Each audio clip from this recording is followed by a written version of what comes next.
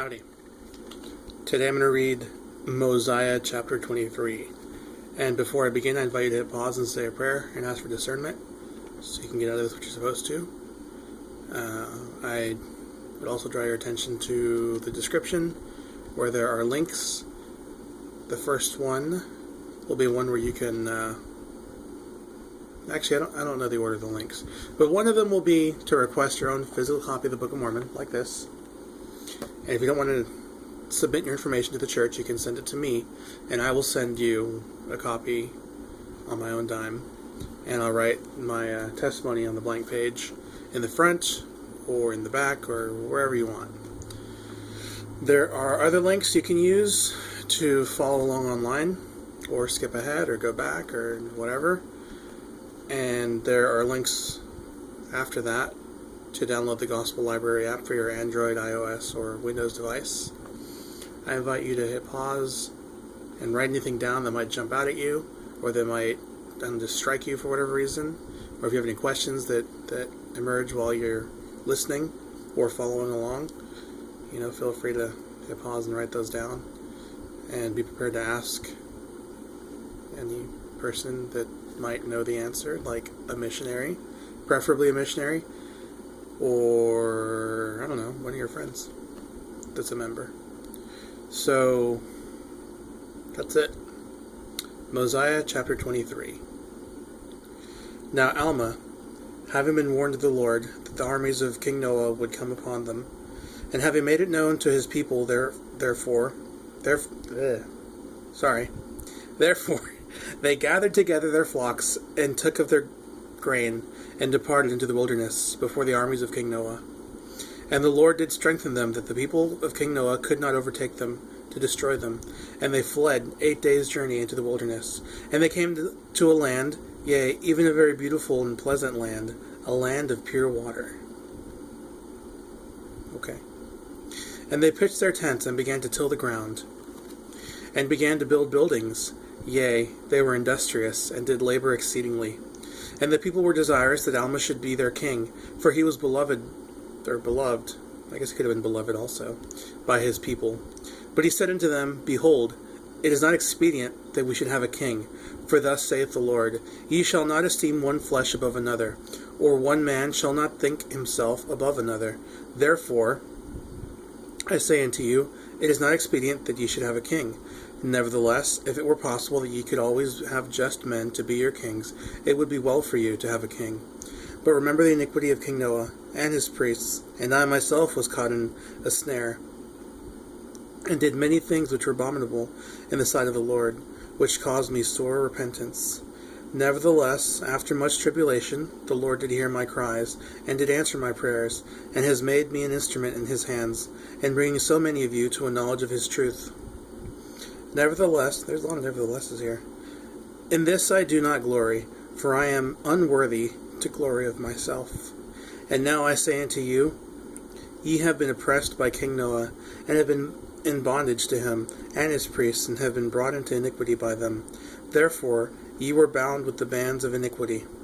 And now, as ye have been delivered by the power of God out of these bonds, yea, even out of the hands of King Noah and his people, and also the bonds of iniquity, even so I desire that ye should stand fast in this liberty, wherewith ye have been made free, and that ye trust no man to be king over you.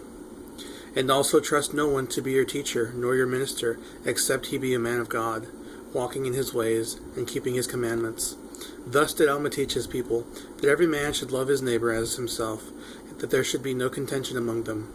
And now Alma was their high priest, he being the founder of their church. And it came to pass that none received authority to preach or to teach, except it were by him, from God.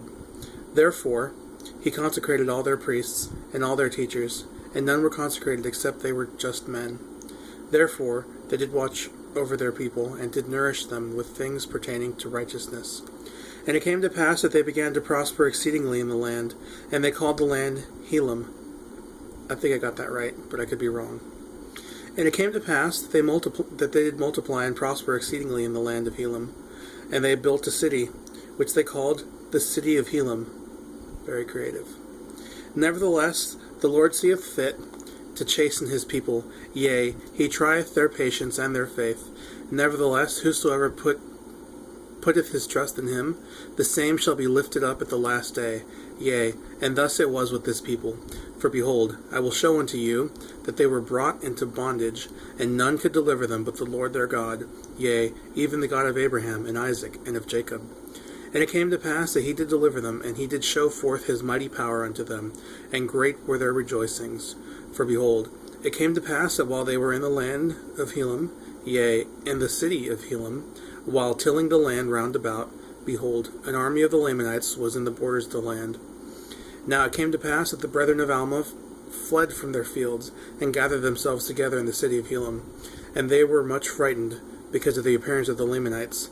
But Alma went forth and stood among them, and exhorted them that they should not be frightened, but that they should remember the Lord their God, and he would deliver them. Therefore they hushed their fears, and began to cry unto the Lord, that he would soften the hearts of the Lamanites, that they would spare them, and their wives, and their children. And it came to pass that the Lord did soften the hearts of the Lamanites. And Alma and his brethren went forth and delivered themselves up into their hands, and the Lamanites took possession of the land of Elam. Now the armies of the Lamanites, which had followed after the people of King Limhi, had been lost in the wilderness for many days. And behold, they had found those priests of King Noah, in a place which they called Amulon. And they had begun to possess the land of Amulon, and had begun to till the ground. Again, I could be wrong on that one. I'm not 100%. Like 80%. Now the name of the leader of those priests was Amulon. And it came to pass that Amulon did plead with the Lamanites, and he also sent forth their wives, who were the daughters of the Lamanites, to plead with their brethren, that they should not destroy their husbands. And the Lamanites had compassion on Amulon and his brethren, and did not destroy them, because of their wives. And Amulon and his brethren did join the Lamanites, and they were traveling in the wilderness in search of the land of Nephi, when they discovered the land of Helam, which was possessed by Alma and his brethren. And it came to pass that the Lamanites promised unto Alma and his brethren, that if they should show them the way which led to the land of Nephi, that they would grant unto them their lives and their liberty.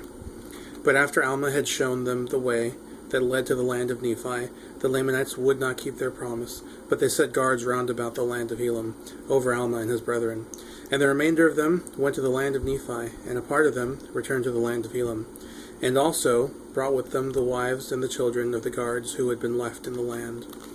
And the king of the Lamanites had granted unto Amulon that he should be a king and ruler over his people, who were in the land of Helam. Nevertheless, he should have no power to do anything contrary to the will of the king of the Lamanites. Alright, thanks for watching, and see you later.